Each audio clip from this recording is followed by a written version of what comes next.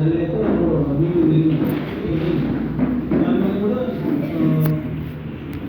వచ్చే మార్గం మన రాష్ట్రం మెరుగైన వచ్చినప్పుడు కూడా మనకి కేజీపీ స్కూల్లో అక్కడ చాలా ఇబ్బందికరంగా ఉంది అని చెప్పడం జరిగింది. వాళ్ళకి మందులు.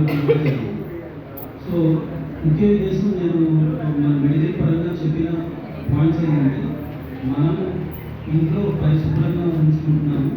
అలాగే మన మండలాన్ని కూడా మన ప్రతి ఇంటింటికి వెళ్ళి ఆశాస్ కానీ అంగన్వాడీస్ కానీ మన సహకరించిన మన లైన్ డిపార్ట్మెంట్స్ వాళ్ళతో పాటు సహకరించి ధైర్యం రోజు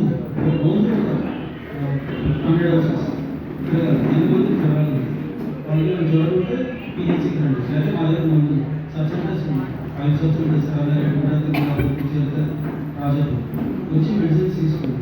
ఏది నాకు ఎవరైనా చెప్తే దాని యాక్షన్ పరంగా లైన్ డిపార్ట్మెంట్స్ మన ఎంఆర్ఓ గారు, బిడిఓ గారు, ఎంపీఓ గారు, స్పెషల్ ఆఫీసర్ గారితో మాట్లాడి ఫాగింగ్ అయితే ఏదో స్ప్రేయింగ్ యాక్టివిటీస్ ఫైరింగ్ అవేట్ చదివించాలా, బ్లీచింగ్ పౌడర్ చదివించాలా, పారిశుద్ధ్యం ఎలా చేయాలి. మన అగస్త్య స్కూల్లో వేరు పౌడర్స్ అన్ని పడేసింది.